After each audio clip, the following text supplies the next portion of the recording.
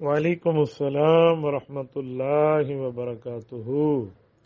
حضرت مولانا کیا حال ہے؟ خیریت ہے؟ صحت ٹھیک ہے؟ مولانا میں تو ماشاءاللہ آپ کو خوش قسمت سمجھتا ہوں۔ ابھی آپ نے فرمایا کہ رب العزت نے آپ کو عمرہ کی سعادت عطا فرمائی ہے، آپ مدینہ طیبہ میں موجود ہیں، اور بڑی بات ہے شیخ، وہاں کی فضائیں اور وہاں کی باتیں یقین مانیں بندے کی ایمان کو تازگی مل جاتی ہے۔ باقی شیخ مکرم آپ خود سمجھتے ہیں میرا اس بارے میں تبصرہ کیا ہے۔ جو احوال، معلومات، باتیں مجھ تک پہنچی ہیں تو بظاہر اس پر تبصرہ میرا ذاتی طور پہ تو یہی بنتا ہے کہ انجینئر مرزا جہلمی نے یہ چیلنج صرف اس بنیاد پہ کیا تھا مفتی طارق مسعود صاحب کو۔ وہ مفتی صاحب کراچی کے ایک مفتی کی حیثیت سے پہچانے جاتے ہیں، نہ کہ ایک مناظر کی حیثیت سے۔ اس نے مناظرہ کرنا تھا، بحث کرنی تھی تو کسی مناظر سے بات کرتا۔ پہلی تو انجینئر مرزا جہلمی کی یہ غلطی ہے۔ میں یہ سمجھتا ہوں کہ اس نے مفتی صاحب کو ترنے والا سمجھا کہ بس میں ایک ہی لقمے میں ایک ہی اس میں چبا کے کھا جاؤں گا۔ بظاہر جو مرزا کے لڑکوں کی باتیں ہیں نا وہ یہی ہیں کہ کراچی کا ایک غیر مقلد ہے، وہ مفتی صاحب سے بحث کرنے ان کی مسجد آیا، کوئی باقاعدہ مناظرہ بھی طے نہیں تھا، لیکن ان لوگوں نے مفتی صاحب کی اجازت کے بغیر ویڈیو پتہ نہیں بنائی اور اپلوڈ کی نا، کوئی تقلید کے حوالے سے بات ہوئی۔ جب وہ باتیں میرے سامنے آئیں، دوستوں نے دکھائیں، احوال سنے میں نے، تو میں نے کچھ ساتھیوں کو کہا کہ مفتی صاحب کے اس معاملے میں کچھ استدلالات پہ ہمیں اشکال ہے، ہو سکے تو مفتی صاحب سے ہمارا رابطہ کرا دیجئے تاکہ میں چند باتیں کچھ انہیں کہہ پاؤں۔ تو ساتھیوں نے بات پہنچا دی تو مفتی طارق مسعود صاحب کو رب جزائے خیر دے، انہوں نے خود مجھ سے رابطہ فرمایا۔ تو پھر میں نے انہیں 10 پوائنٹ سمجھائے کہ مولانا یہ بات، یہ بات، یہ بات، یہ بات حضرت اوکاڑوی رحمۃ اللہ تعالی علیہ کے حوالے سے تھا، یا اپنا مسلک علیحدہ بنایا اس حوالے سے۔ تو مفتی صاحب کو دریا دلی ہے، انہوں نے ماشاءاللہ اسے بصر و چشم قبول کیا نا کہ حضرت آپ کی 100% باتیں ٹھیک ہیں، ہاں کوئی مناظرہ تو تھا نہیں، میں تو انہیں سمجھانا چاہ رہا تھا، اور اس دوران انہوں نے اس طرح کے جھوٹ بولے اور میرے ساتھ یوں کیا۔ تو کہتے ہیں پھر مجھے بھی غصہ آ گیا تو میں نے یوں بتایا نا۔ میں نے مجھ سے کہا کہ حضرت آئندہ کوئی بات ہو تو اس حوالے میں آپ کم از کم مناظرین سے مشورے میں ضرور رہا کریں، باقی آپ کی فیلڈ ہے، آپ فتوے میں چلیں، آپ انٹرنیٹ پہ ساتھیوں کو سمجھائیں، مسائل بتائیں، لیکن اس طرح کے شاطرانہ چیلنج ہوتی ہیں نا ان اہل باطل کی، وہ ذرا آپ ہم سے مشورہ کر کے آگے چلا کریں۔ موسم نے کہا جی ٹھیک ہے انشاءاللہ نا۔ اس کے بعد انجینئر مرزا نے دیکھا بھئی یہ تو ہمارا ایک بندہ گیا اور اس طرح بات نہ ہو سکی، اور بظاہر تو اس نے یہی سمجھا نا کہ مفتی صاحب کو اس نے چپ کرا دیا، تو اس نے اپنے تائیں مناظرے کا چیلنج ٹھوک دیا۔ وہ یہ سمجھتا تھا کہ میرا ایک نام ہے تو مفتی طارق مسعود قبول نہیں کرے گا۔ انہوں نے ماشاءاللہ قبول کر لیا۔ اس کے بعد جب قبول کیا، مزے کی بات یہ ہے کہ مصعب کہتے ہیں کہ مجھے تو پہلے ان کے بارے میں معلومات ہی نہیں تھی جو یہ سوال کر رہا تھا۔ اب دیکھیں نا، المحند المفند علماء دیوبند کی اجماعی اور متفقہ ایک دستاویز ہے، اور وہ 26 سوالات کے جوابات ہیں، اور اس کو مولانا خلیل احمد سہارنپوری رحمہ اللہ، آپ بڑے اچھے طریقے سے جانتے ہیں، حضرت شیخ زکریا رحمہ اللہ فضائل اعمال والوں کے وہ شیخ ہیں، انہوں نے تحریر فرمایا ہے۔ پھر اس پر دستخط حضرت تھانوی رحمہ اللہ کے، پھر اس پر دستخط حضرت مفتی کفایت اللہ رحمہ اللہ کے، پھر اس پر دستخط حضرت مولانا قاری طیب رحمۃ اللہ علیہ کے والد مولانا احمد نانوتوی رحمہ اللہ، جو حضرت نانوتوی رحمۃ اللہ علیہ کے فرزند ارجمند، اور پھر مفتی عزیز الرحمان عثمانی مفتی دارالعلوم دیوبند جیسا آدمی بیٹھ کے اس پر دستخط کرے، اور بڑے بڑے اجلہ حضرات نے اس پر دستخط کیے، اور تمام حضرات سارے اس کو ویریفائڈ کر کے آگے بھیج رہے ہیں۔ تو ایک عقیدے میں اس کی ایک حیثیت ہے۔ اچھا، اس میں کئی سوالات ہیں، ان میں سوال 5 پہ عقیدہ حیات النبی صلی اللہ علیہ وسلم کے بارے میں بھی سوالات موجود ہے۔ اچھا، یہ عام بندہ تو نہیں سمجھتا کہ المحند المفند کی حیثیت کیا ہے، یا مناظرین کے علاوہ عام طور پہ نہیں پڑھائی جاتی۔ اللہ جزائے خیر دے، ہمارے پاکستان میں جامعۃ العلوم الاسلامیہ علامہ بن نوری ٹاؤن کراچی والوں کو، وہ ماشاءاللہ دورہ حدیث میں طلباء کو پڑھا دیتے ہیں۔ میرے خیال میں مفتی صاحب نے پڑھی ہوئی نہیں تھی، تو مفتی صاحب نے پھر اس پر تیاری کی اور پڑھا اور سمجھا، تو کہا جی ٹھیک ہے میں اس پہ دفاع کرنے کے لیے تیار ہوں۔ مرزا نے یہ سمجھا کہ یہ نہیں آئیں گے۔ مفتی صاحب نے بہت اچھا کام کیا کہ جہلم میں ماشاءاللہ ہمارے قابل احترام عالم دین ہے مولانا مصعب عمیر الحسینی دامت برکاتہم، کچھ دنوں پہلے انہوں نے مجھ سے رابطہ فرمایا تھا۔ ماشاءاللہ ان کی پکی گرفت ہے اور وہ علوم اور دلائل اور معاملات اور استدلالات اور مناظرے کی زبان کو بہت اچھی طرح جانتے ہیں۔ ان کو اپنا نمائندہ مقرر فرمایا۔ بس مولانا میں آپ کو کیا بتاؤں، مفتی مصعب عمیر الحسینی دامت برکاتہم کا نام آنا تھا کہ ان پر موت کے سائے پڑنا شروع ہو گئے۔ اپنا یہ مرزا لوگ تو ان سے بہت ڈرتے ہیں، یقین مانے مفتی صاحب کا تو ایک علمی روب ہے نا وہاں پر، اور مفتی صاحب اس کے شہر کے بھی ہیں۔ اچھا مفتی صاحب کا نام آنا تو ان کی ٹانگیں ایسی کاپیں کہ یقین مانے، جیسے آپ نے فرمایا نا کہ وہ 2 دن تک انہوں نے انتظار کیا اور وہ نہ آیا، تو وہ اس کی وجوہات میں ایک وجہ تو یہ بھی تھا، وہ سمجھتا تھا اس کو اکیلا میں یوں کروں، تو مسلم نے صرف نمائندہ مقرر کیا تھا کہ بھائی بات تو اس سے کوئی معاملات میں طے کر لے، بحث تیری میری ہوگی، لیکن وہ اس پر بھی تیار نہ ہوا۔ حضرت مولانا کا نام حضرت حسینی دامت برکاتہم کا اتنا بڑا ہوا اس کے لیے نا، تو وہ رب کریم نے کرم کیا۔ مرزے کی نیت تو ٹھیک نہیں تھی، ایک روب چھا گیا مفتی طارق مسعود صاحب کا، تو ماشاءاللہ یہ فتح لے کر واپس کراچی تشریف لے آئے۔ بعد میں وہ پتہ نہیں اپنی کوئی اوٹ پٹانگ کی منطقیں پیش کر رہا تھا۔ اس کا خیال یہ تھا کہ یہ دیوبندیوں کا ترنے والا، میں اسے فوراً جو ہے نا کھا لوں گا اور یہ کروں گا اور میرے لائکس بڑھیں گے اور فالوورز بڑھیں گے۔ اس بیچارے کو اپنے لائکس اور فالوور کا بڑا بخار چڑھا ہوا ہے نا، تو بڑی بڑی باتیں، لیکن وہ کچھ بھی نہ ہوا۔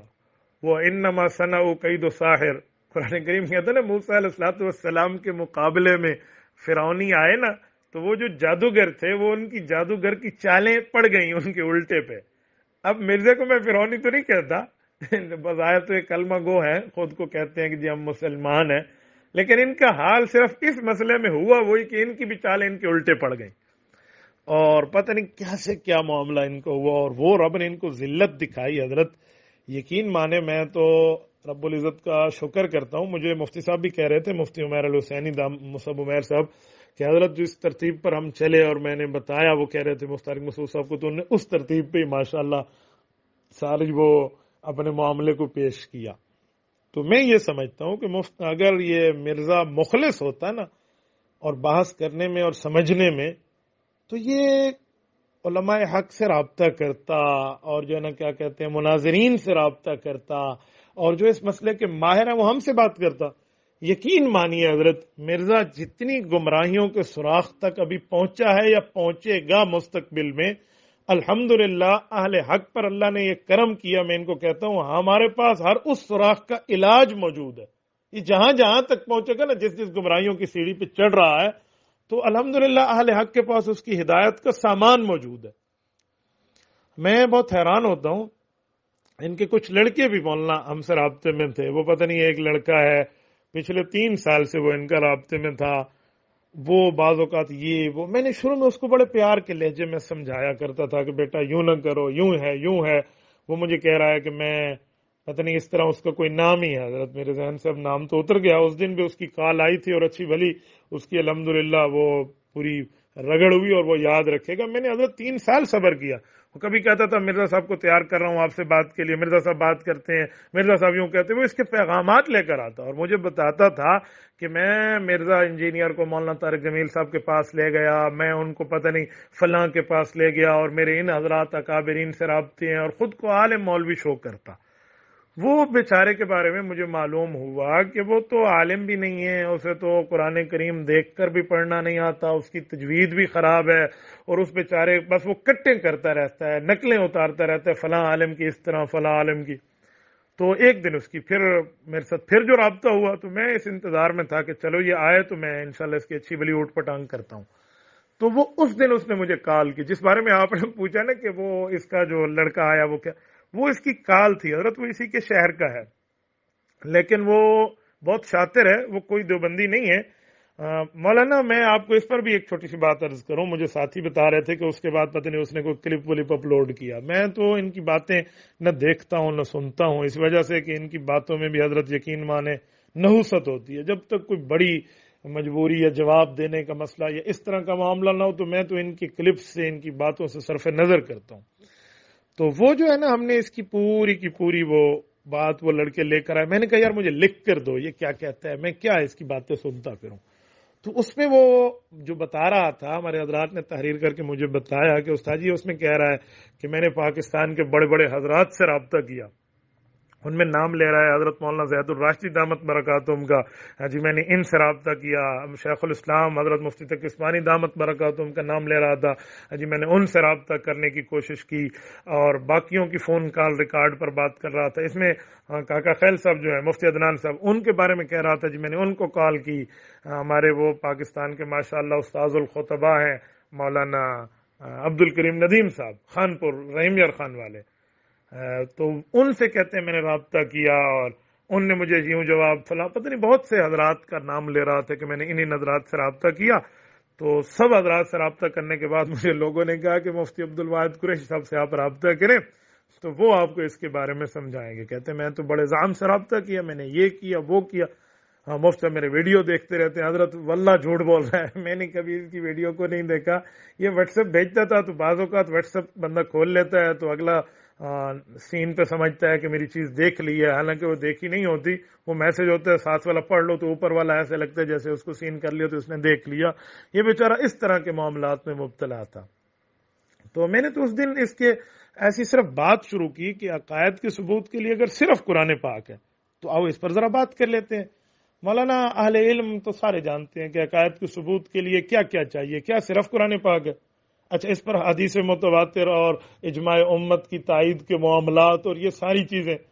تو میں نے اس کو چھوٹا سا ایسے پکڑا نا کہ حضرت عبداللہ رضی اللہ عنہ کے لیے ذرا بات کیجئے.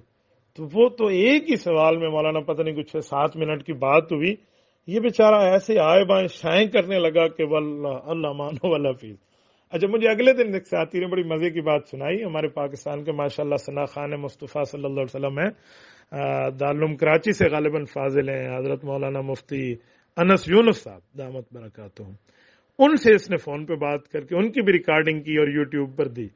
تو مفتی صاحب اس میں کہہ رہے ہیں کہ مولوی صاحب آپ کو مفتی عبد الواحد قریشی صاحب نے اچھی طرح سمجھا نہیں دیا. اچھا یقین مانے اب اس کی حیثیت دیکھو, اپنی قد دیکھ اور باتیں دیکھ اس کی. مفتی تقی عثمانی صاحب سے میرا رابطہ کرا دیں. جی میں ان سے پوچھتا ہوں, بے وقوف انسان کئی بار ہم نے تجھے اس مسئلے پہ سمجھایا ہے. حضرت مولانا یقین مانے میں آپ کو بتاؤں یہ اس دن میرے خیال میں یہ کوئی ریکارڈنگ کر کے اوپر دینا چاہ رہا تھا کہ میرے نمبر بڑھیں گے. تو میں نہیں سمجھتا کہ انشاءاللہ اب یہ پتہ نہیں کوئی ضرورت رکھے گا اس طرح کی. پھر انہوں نے دوبارہ مجھ سے کہا کہ مجھے سمجھا دیں اگلے دن تو حضرت میں نے اس کی واٹ لگائی تھی. میں نے کہا جا مجھے تیرے بارے میں معلومات ہو گئی. بلکہ مجھے مولانا مصعب عمیر الحسینی صاحب دامت برکاتہم اس طرح بہت سے جہلم کے ہمارے حضرات ہیں, میں جاتا رہتا ہوں میرے بیانات کے سلسلے میں. ان حضرات نے بھی رابطہ کر کہا کہ حضرت اس کو تو منہ نہیں لگانا, فضول آدمی ہے. تو بہت سی چیزیں اسے مجھے بتائیں. اٹک سے ایک عالم دین ہے ماشاءاللہ, بہت اچھا کام کر رہے ہیں. انہوں نے مجھ سے کہا کہ حضرت اگر اجازت ہو تو میں اس کی ایک تو شارٹ کلپ کچھ سیکنڈز کے ہیں آپ کو بھیجتا ہوں. اس میں بڑا چیخ رہا ہے عجیب عجیب الفاظوں سے. وہ نے مجھے بھیجا تو مجھے بہت ہنسی آئی. میں نے کہا حضرت چھڈو جی, بڑے کام ہوتے ہیں, کیا ان فضول لوگوں پہ اپنے کام کرتے پھریں.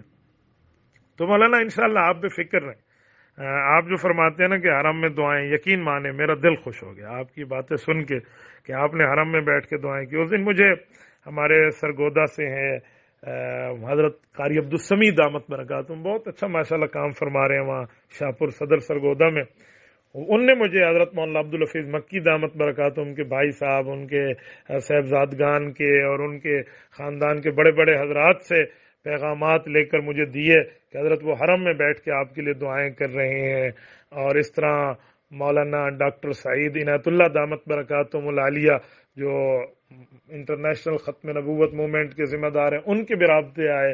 حضرت یقین مانے اتنے حضرات نے فون کر کے مجھے کہا کہ مولانا بہت اچھا آپ نے ان کی جو ہے نا حیثیت لوگوں کو بتائی ہے. میں نے کہا حضرت کیا بتائی ہے, اصل میں تو میں چاہتا تھا کہ یہ بار بار جو رابطہ کرتا ہے کہ جی مرزا آئے. مولانا یقین مانے میں تو اس مسئلے پر انشاءاللہ تعالی تیار ہوں. یہ مرزا نہیں آئے گا, یاد رکھنا, اس نے کبھی بات نہیں کرنی. اس طرح کی فضول اوٹ پٹانگ اس کے بارے میں تو ترتیبیں اس کی چلتی ہیں, لیکن بس آپ بھول جائیں کہ یہ آیا, ورنہ یہ آیا نا. تو میں نے آپ کو پہلے کہا کہ اس کے پاس گمراہی کے جتنے سوراخ ہیں تو ہدایت کا سامان بھی رب کریم نے اللہ پاک نے ہمیں عطا فرمایا ہے. بہرحال یہ چند باتیں تھیں جس پر آپ نے تبصرہ مانگا تو میں نے آپ کو عرض کر دیا ہے. باقی اگر یہ ٹھیک ہے تو اللہ رب العزت قبول فرمائے، اور اس میں کوئی مسٹیک ہے تو رب العزت معافی عطا فرمائے، اللہ پاک اس کو صحیح فرمائے۔